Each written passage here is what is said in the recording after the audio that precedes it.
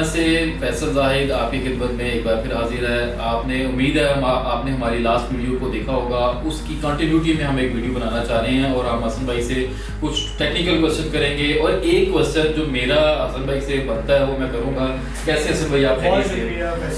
अच्छा हसन भाई, मैंने आपसे एक क्वेश्चन करना था कि मेरा एक क्लाइंट है, वो मुझसे पूछता है कि जो ऑथराइज सेल्स पार्टनर हैं वो बुकिंग करवा सकते हैं, बट जो दूसरे लोग हैं जो ऑथराइज नहीं होते वो सोसाइटी में बुकिंग कैसे करवा सकते हैं?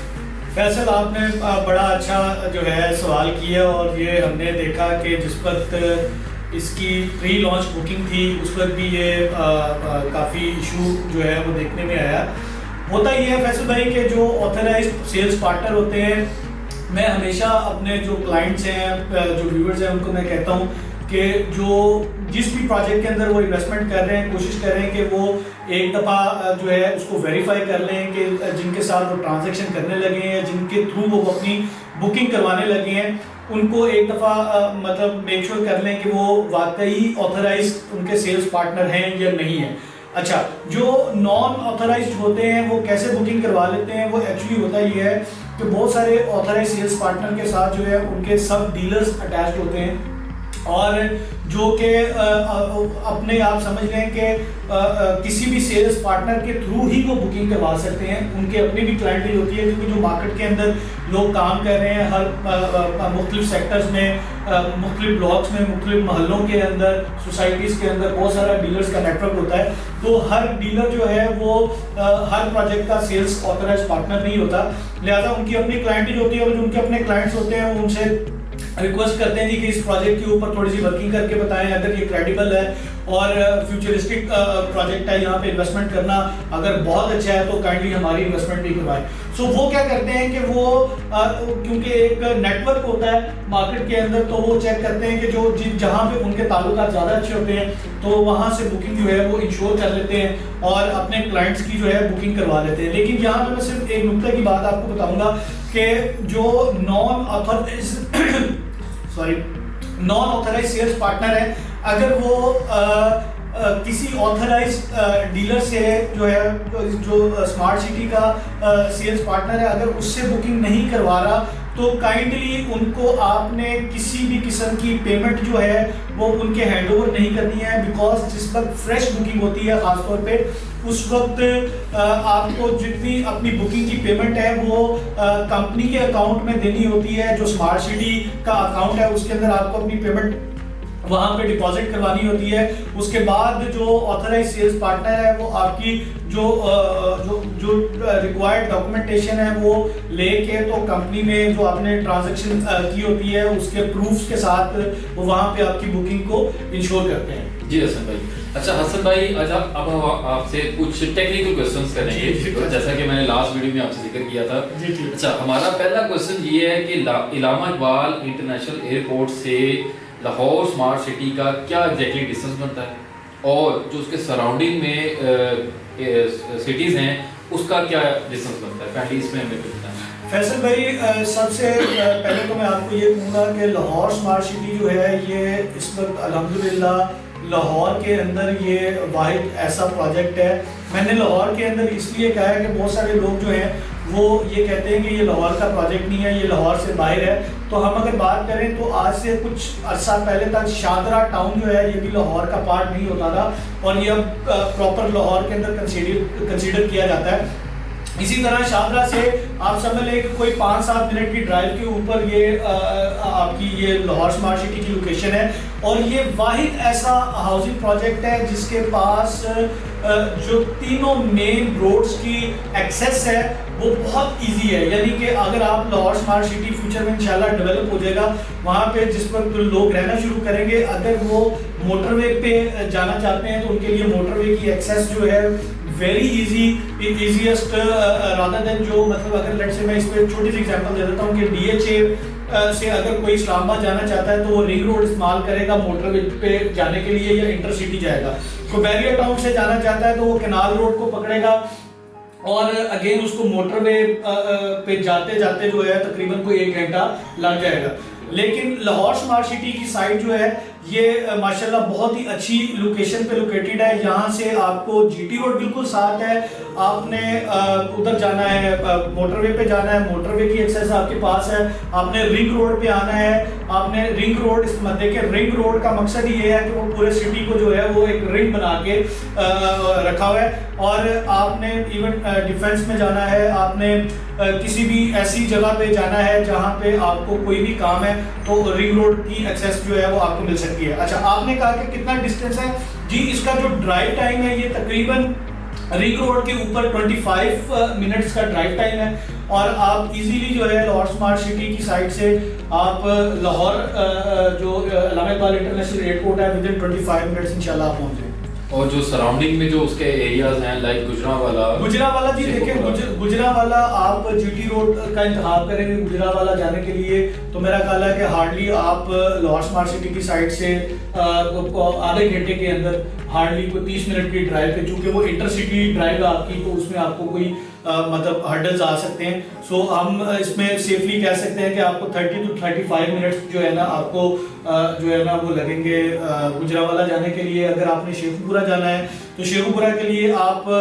मोटरवे का इस्तेमाल भी कर सकते हैं, और अगर आप मोटरवे का इस्तेमाल नहीं करते, आप इंटरसिटी जाते हैं, मतलब आप शरदपुर साइड वाली साइड से जाते हैं, तो तब भी आपको अराउंड टू 40-45 मिनट जो है आप शेखुपुरा आप पहुंच जाते हैं। अगर आपने सियालकोट जाना है तो सियालकोट बाईपास जो है बिल्कुल आपके इनकी सोसाइटी के बाहर से स्टार्ट होता है, तो आप हार्डली 1 घंटे के अंदर जो है वो आप सियालकोट जा सकते हैं। अगर आपने फैसलाबाद जाना है तो मेरा ख्याल है कि फैसलाबाद भी आप जो है ना कोई घंटे के अराउंड जो है ना आप फैसलाबाद, चूंकि फैसलाबाद के लिए नया बाईपास बना हुआ है। अगर आप जो लोग मोटरवे से लाहौर से फैसलाबाद की ट्रैवल के फेमिलियर हैं तो उनको पता है कि जो नया उन्होंने उधर जो बाईपास निकाला है फैसलाबाद के लिए, आप वहाँ से हार्डली जो है मेरा ख्याल है कोई 1.5 घंटे के अंदर जो है ना फैसलाबाद सिटी में पहुँच जाते हैं। जी हसन भाई, अच्छा मेरा एक क्वेश्चन ये भी है आपसे कि हमें ये बताएं कि जो लाहौर स्मार्ट सिटी की जो लैंड है वो एग्रीकल्चर लैंड है, और मतलब लोग क्वेश्चन ये भी करते हैं कि जी वहाँ पे तो आबादी नहीं है,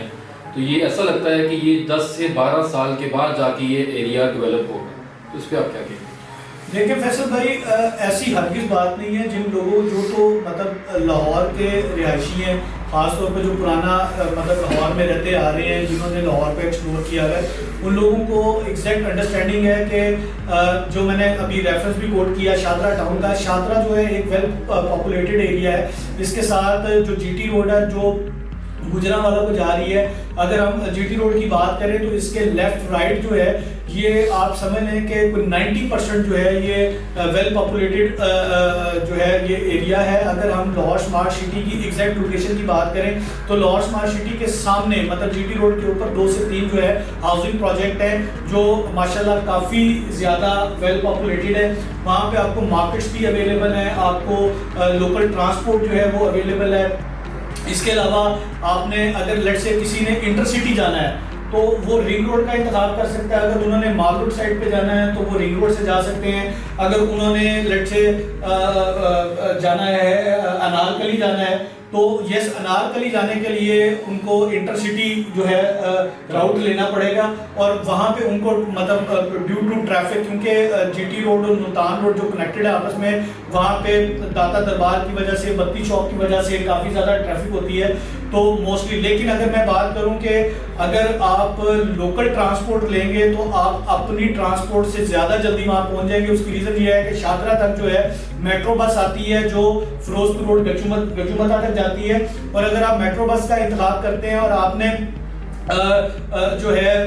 इधर जीटी रोड टुवर्ड्स आपने किसी भी जगह शालामार बाग वाली साइड पे जाना है तो जो ऑरेंज लाइन ट्रेन है, आप मेट्रो से ऑरेंज लाइन ट्रेन पे भी कन्वर्ट होके तो आप एक आसान और उम्दा जो है वो ट्रैवल कर सकते हैं। अच्छा, हमें एक चीज़ ये भी बताएं कि लोग कहते हैं कि जी इसकी प्राइसेस काफ़ी ज़्यादा हाई है, तो इसमें इन्वेस्टमेंट करना कैसा रहेगा, और सेकंड ये बताएं कि इसमें इन्वेस्टमेंट करने के क्या नुकसान है और क्या फ़ायदे, ज़रा काइंडली ये भी बिल्कुल। देखें फैसल भाई, जहाँ तक बात नुकसानात की है तो नुकसान तो कभी भी किसी भी प्रॉपर्टी इन्वेस्टमेंट के अंदर नहीं होता। ये तो मतलब एक मार्केट है, ज़मीन के ऊपर इन्वेस्टमेंट करना बिल्कुल ऐसे ही है कि